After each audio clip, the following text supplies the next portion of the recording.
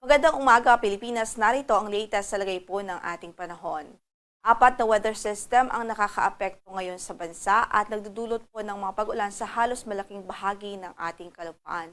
Una na nga riyan yung shear line o ito po yung boundary ng northeasterly at easterly na hangin. Nakakaapekto ito ngayon sa silangang bahagi ng Northern Luzon at nagdudulot nga po sa kasalukuyan ng halos tuloy-tuloy na mga pagbuhos ng ulan doon. Samantala, yung northeast monsoon o amihan, malamig na temperatura at mga pag-ulan din ang dulot sa natitirang bahagi pa ng Northern Luzon. Yung Intertropical Convergence Zone ay apektado pa rin ngayon ang halos buong Mindanao, maging ang lalawigan po ng Palawan, kung kaya't patuloy din nakakaranas sa malaking bahagi ng Mindanao at maging ang Palawan province sa araw na ito. Habang sa natitirang bahagi ng ating bansa ay easterlies naman ang nakakaapekto. Ito po yung hangin na nanggagaling sa dagat at kung minsan nga po ay nagdudulot din ng halos malawakang mga pagbuhos ng ulan. Maya-maya nga lamang ho ay iisa-isahin natin yung mga lugar kung saan ay inaasahan natin ang mga maulap na papawirin at halos kalat-kalat na pagulan at pagkita at pagkulog. Maya-maya lamang po yan sa ating mga next slides. Ngayon nga po ay i-discuss muna natin yung weather advisory. Nakataas pa rin ang ating weather advisory ngayon. In effect pa rin po ito dito sa Cagayan Province kung saan ay inaasahan natin ng 100 to 200 millimeters of rainfall sa araw na ito. Epekto nga po ito nitong shear line.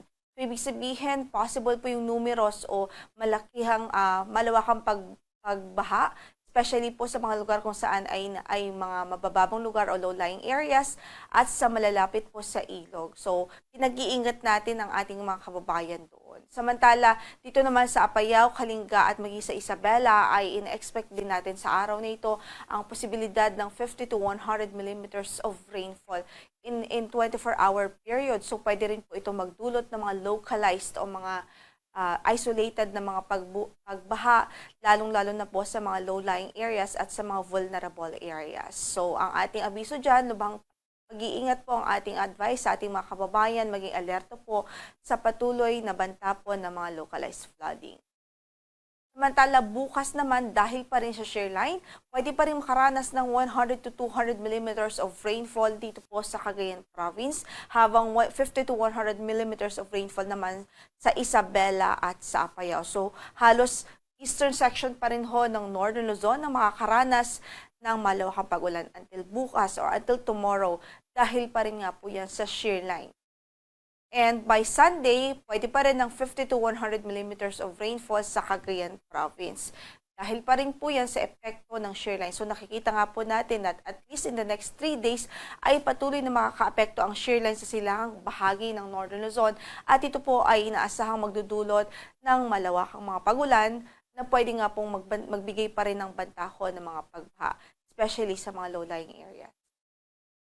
Samantala, para sa pagtaya ng ating panahon, maulap ang papawirin at mataas nga po yung tsansa ng malawakang pag-ulan sa araw na ito sa Cordillera Administrative Region, sa Cordillera Administrative Region sa Cagayan Province, Isabela, Quirino, maging dito po sa Nueva Vizcaya. Again, the eastern section ho yan ng Northern Luzon at epekto po yan ng shear line. Samantala, dito naman sa Batanes at maging sa Ilocos Region o sa natitirang bahagi pa ng Northern Luzon, maulap pa rin ang papawirin at may mga pagbuhos din ng mga pag-ulan na inaasahan sa araw na ito dahil sa epekto ng northeast monsoon o amihan. Samantala, dahil din sa easterlies, ang Quezon Province at ang Aurora Province ay uulanin din sa araw na ito. Mataas din po yung tsansa ng mga pag-ulan. So, saan man ang ating lakad sa araw na ito, huwag kalimutan magdala ho ng payong. Dahil apektado po doon ng easterlies at posible po ang downpour doon anytime of the day. Samantala dito sa Metro Manila at natitirang bahagi pa ng bansa sa Metro Manila at natitirang bahagi pa ng Luzon area, particular po dito sa Calabarzon, sa Marinduque, Romblon, Mindoro Occidental at Mindoro Oriental o Oriental Mindoro, maging sa Kabikulan, asahan natin ang bahagyang maulap hanggang sa maulap na papawirin at may tsansa po ng mga localized thunderstorms o yung mga pulo-pulo at mga isolated na mga pagkidlat pagkulog anytime of the day. Samantala, dahil sa Intertropical Convergence Zone, patuloy pa rin ang maulap na papawirin at mataas po na tsansa ng mga pag-ulan sa araw na ito. Dito po sa Davao Region, Caraga Region, Soxargen maging dito po sa Northern Mindanao. Asahan natin ang mga pagbuhos ng ulan dahil sa Intertropical Convergence Zone, kasama na rin po dyan ang Palawan Province. Habang sa natitirang bahagi po ng Mindanao at maging sa halos buong Visayas ay bahagyang maulap hanggang sa maulap naman ang papagurin at hindi pa rin natin ninaalis ang tsansa ng mga dagli ang pagbuhos ng ulan any time of the day din ho yan. So sa kasalukuyan, para sa pagtaya ng ating temperatura sa Tacloban 26 to 31 degrees Celsius, sa Cagayan de Oro ay 25 to 30 degrees Celsius, sa Davao ay 26 to 31 degrees Celsius, sa Cebu ay 26 to 31 degrees Celsius rin ho, at Iloilo naman ay 25 to 31 degrees Celsius. Sa Puerto Princesa, 25 to 31 degrees Celsius, habang 27 to 30 degrees Celsius sa Kalayaan Islands. Sa Kasambuanga naman ay 24 to 32 degrees Celsius ang inaasahang magiging agwat ng temperatura. Samantala, meron pa rin tayong gale warning ngayon sa malaking bahagi ng baybaying dagat ng Northern Luzon, partikular ho dito sa Batanes, Northern Coast ng Cagayan, Ilocos Norte at maging sa Ilocos Sur. So sa mga areas na ito, hindi pa rin po natin nare-recommenda at ina-advise na pumalaot yung mga gumagamit ng maliliit na sasakyang pandagat dahil delikado pa rin at maalon hanggang sa maalon pa rin ang kondisyon ng ating karagatan dyan. Ayan po ay dulot ng malakas na pagbugso ngayon ng hanging amihan o ng northeast monsoon.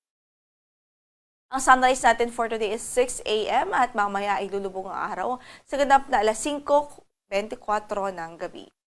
Yan ang latest mula dito sa Pag-asa. Ito po si Lori de la Cruz Galicia. Magandang araw po.